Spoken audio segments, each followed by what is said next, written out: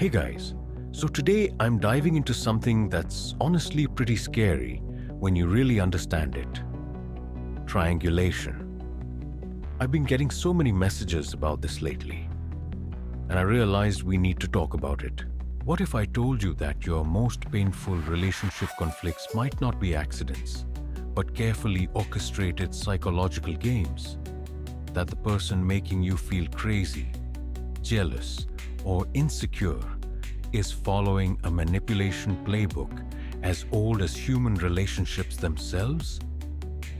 Look, if you're new here, hit that subscribe button because I expose these hidden psychological tactics every week. And this one, it's a game changer. This isn't just another relationship video. What I'm about to reveal is something most therapists don't even fully understand. The underground manipulation tactic that's destroying relationships, friendships, and even workplace dynamics right under your nose. And honestly, you need this information today, not tomorrow, not next week. In our hyper-connected social media world, triangulation has evolved to become even more damaging and harder to detect. The longer these dynamics continue, the more psychological damage they cause. What is triangulation? So, what exactly is triangulation? Basically, it happens when someone brings a third person or entity into what should be a direct relationship between two people.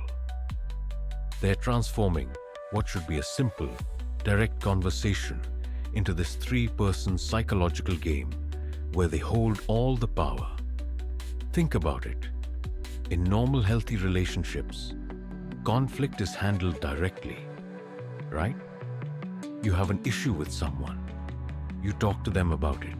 But manipulators hate direct communication because it puts them on equal footing with you. Instead, they create these triangles where they can control everything.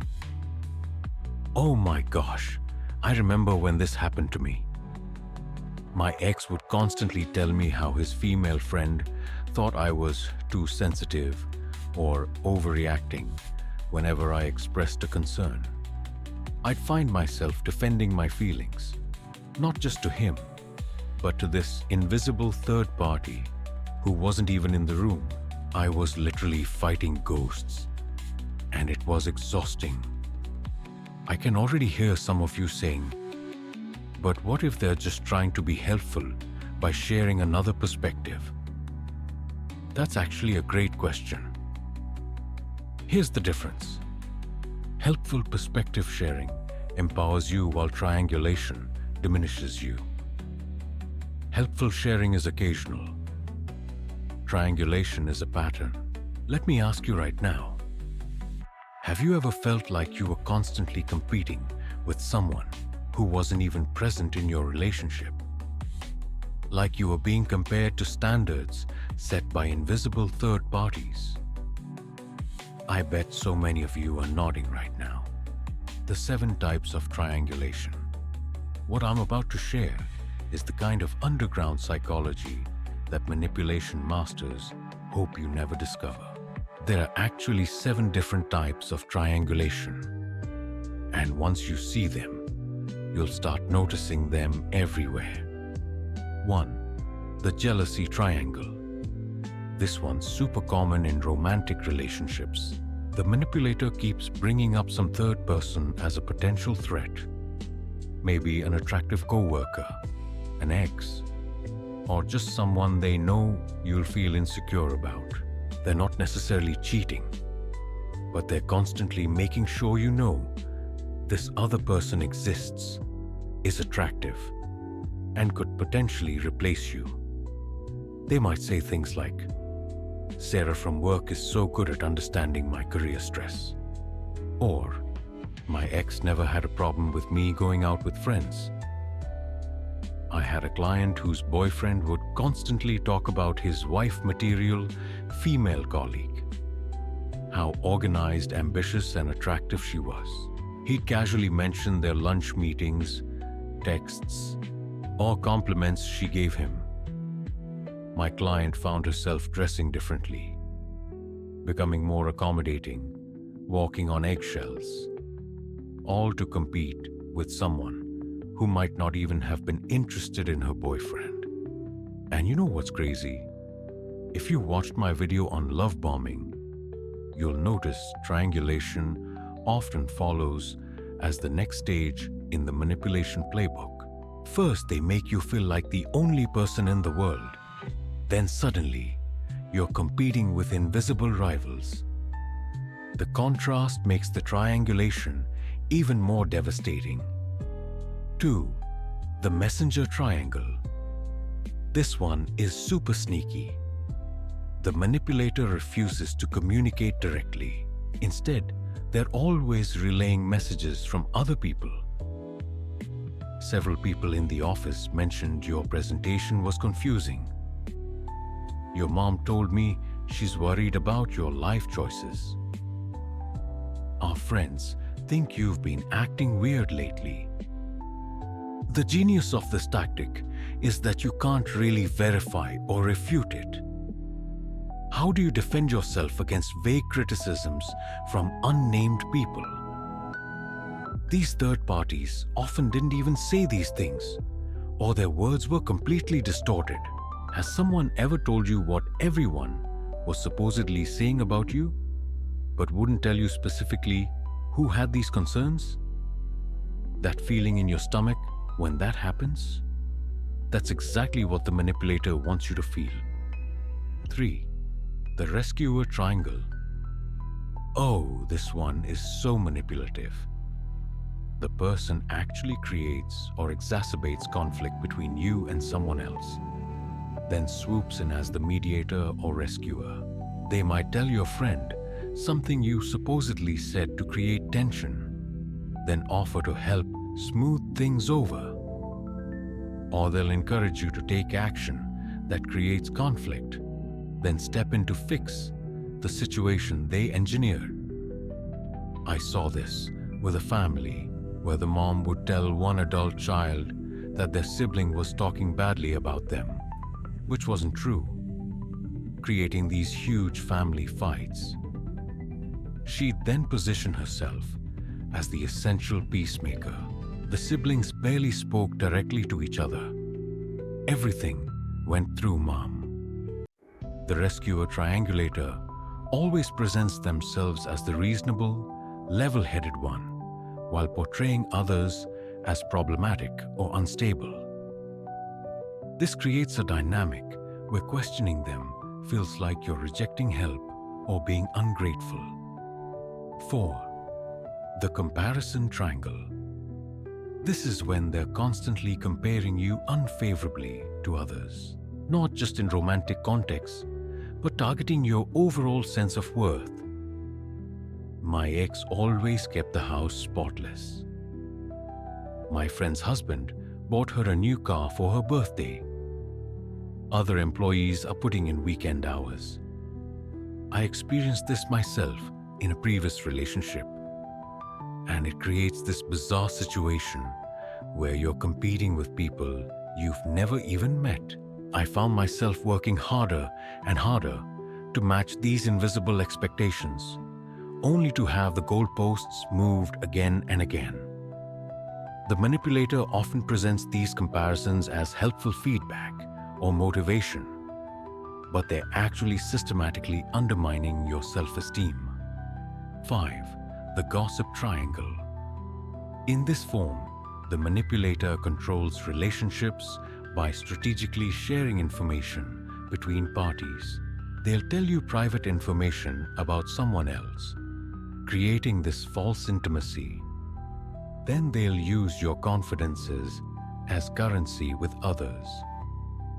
The gossip triangulator positions themselves as the central information hub, so everyone comes to them rather than talking directly to each other. I've seen this destroy workplaces where one person becomes the information gatekeeper, telling different team members completely different stories about what others supposedly think. Eventually, No one trusts each other, but everyone trusts the triangulator. Have you ever been in a friend group where one person somehow knows everything about everyone, and everybody goes to them with secrets? That might be a gossip triangulator. Think about it. Does someone in your life fit this pattern? 6. The proxy fighter triangle. This is when manipulators recruit others to fight their battles. Instead of addressing issues with you directly, they'll enlist friends, family members, or colleagues to confront you. I didn't want to say anything, but Sarah asked me to tell you that your behavior at the party was inappropriate. This allows them to attack while maintaining deniability. If you get upset, they can say, "I'm just the messenger," making you look unreasonable for being upset with them. 7. The flying monkey triangle. This one's named after the Wicked Witch's helpers in The Wizard of Oz. The manipulator recruits others to monitor you, report back, or influence you, often without these third parties even realizing they're being used. They might have mutual friends casually ask about your dating life, your weekend plans, or your emotional state. These friends think they're just making conversation, not realizing they're gathering intelligence that goes straight back to the manipulator. Why triangulation works. What makes triangulation so effective is that it exploits fundamental human psychological vulnerabilities. This isn't about being gullible, it's about being human. First, it targets our fear of exclusion. We're social creatures. Being excluded feels terrifying on a primal level. When someone hints that others are talking about you or that you're being compared unfavorably, it triggers the same brain regions as physical pain. Second, it plays on our need for certainty. We hate ambiguity, but triangulation creates perpetual uncertainty. Are they interested in that other person? What exactly did others say about you? This uncertainty keeps you psychologically off balance. Third, it exploits our desire for fairness. When you believe someone has criticized or misjudged you, your instinct is to correct this injustice. But since triangulation often involves fabricated perspectives, you're fighting shadows. This is one of those AHA moments for many viewers. Suddenly realizing you've been fighting battles that never needed to be fought, trying to fix problems that were manufactured specifically to keep you anxious and off balance. Has that ever happened to you? The damage triangulation causes, the psychological impact of triangulation, goes way beyond momentary confusion or insecurity. Prolonged exposure can create lasting emotional damage. Your sense of reality becomes distorted. You stop trusting your perceptions because you're constantly being told that others see things differently. It's gaslighting that's particularly effective because it uses third parties to validate the distortion. It creates chronic insecurity and hypervigilance. You're perpetually measuring yourself against real or imagined others, constantly scanning for threats to your relationships. One client described it as living with an emotional security camera system that never turns off. Perhaps worst of all, triangulation isolates you while creating dependency on the manipulator. As direct communication with others is replaced by the manipulator's filtered version of events, your independent relationships weaken. You become increasingly reliant on the triangulator for social connection and information. Right now, I want you to think about your own relationships. Do you find yourself going through a specific person to communicate with others in your life? Do you rely on someone to tell you what others think of you rather than hearing it directly? This could be a sign that triangulation has already created isolation in your life. Breaking free from triangulation. The good news is that once you recognize triangulation, you can break its power over you. Here are the most effective strategies. First, insist on direct communication. When someone tells you what a third party supposedly said or thought, respond with something like, "I'd prefer to discuss this directly with them. Could you arrange that conversation? Let's call them right now so we can sort this out together. I'll reach out to them myself to understand their perspective." Be prepared. Manipulators will resist this with excuses like, "They asked me not to tell them I told you," or "They're not comfortable talking to you directly." Stand firm. A client used this technique when her mom constantly relayed criticisms, supposedly from her dad.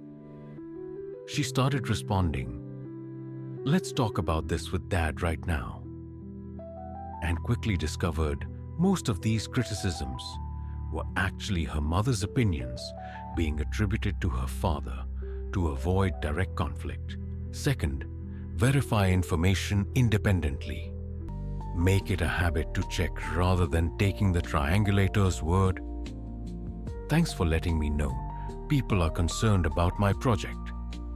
I'll check in with the team directly for specific feedback." Third, name the pattern. Sometimes just calling it out breaks its power. I've noticed that instead of sharing your own concerns, you often tell me what others supposedly think. I'd prefer to hear your perspective directly. Fourth, set clear boundaries about how you're willing to communicate. I'm not comfortable discussing what other people might think about me secondhand. If they have concerns, they're welcome to talk to me directly. I don't find it helpful to hear comparisons to your ex. Let's focus on our relationship. Fifth, reduce information sharing with known triangulators. Be strategic about what you tell them, because anything might be distorted and shared to create conflict. Sixth, build direct relationships with the other people in your life. This creates a network of truth that triangulation can't easily penetrate.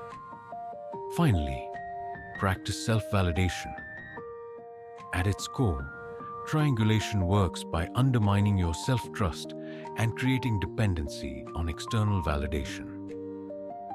Counteract this by strengthening your ability to validate yourself. I don't need everyone to understand or approve of my choices. Is there actual evidence for this? Or am I taking someone's word without verification? My discomfort with this situation is valid, regardless of what others might think. Breaking free without becoming the villain. One of the trickiest parts of escaping triangulation is doing so without becoming the villain in the manipulator's narrative. When you start setting boundaries, be prepared for them to claim you're causing drama, being difficult, or misunderstanding their intentions. The key is maintaining consistency without escalation.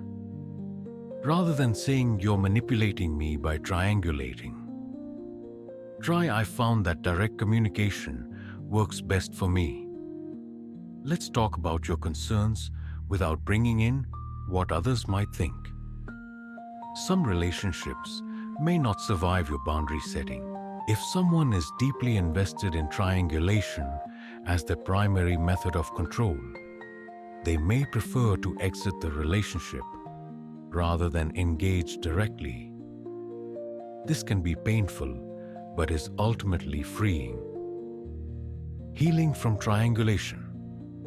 If you've been caught in triangulation for a long time, Healing requires more than just recognizing the pattern. Start by rebuilding trust in your perceptions. Keep a reality journal where you document events without external input. Practice mindfulness to strengthen your connection to your immediate experience rather than others' interpretations of it. Work on healing the dysfunctional relationship patterns triangulation creates. You might find yourself hesitant to communicate directly, assuming hidden criticism, or feeling insecure without cause. Working with a therapist can be incredibly helpful here. If triangulation isolated you, gradually rebuild your social connections with direct, independent relationships. Remember that healthy relationships feel different. They have clarity, directness, and mutual respect, rather than confusion and chronic insecurity. Final thoughts. If you've recognized triangulation patterns in your relationships, remember, your desire for direct, honest communication is not unreasonable. It's the foundation of healthy relationships. You deserve to hear concerns and feedback firsthand, not filtered through manipulative third parties. Your perceptions and experiences are valid, even when others attempt to distort them. Breaking free from triangulation isn't about creating conflict. It's about removing the artificial conflicts that manipulation creates and replacing them with authentic communication. If this video resonated with you, please hit that like button and share it with someone who might need this information. The more we understand these manipulation tactics, the less power they have over us.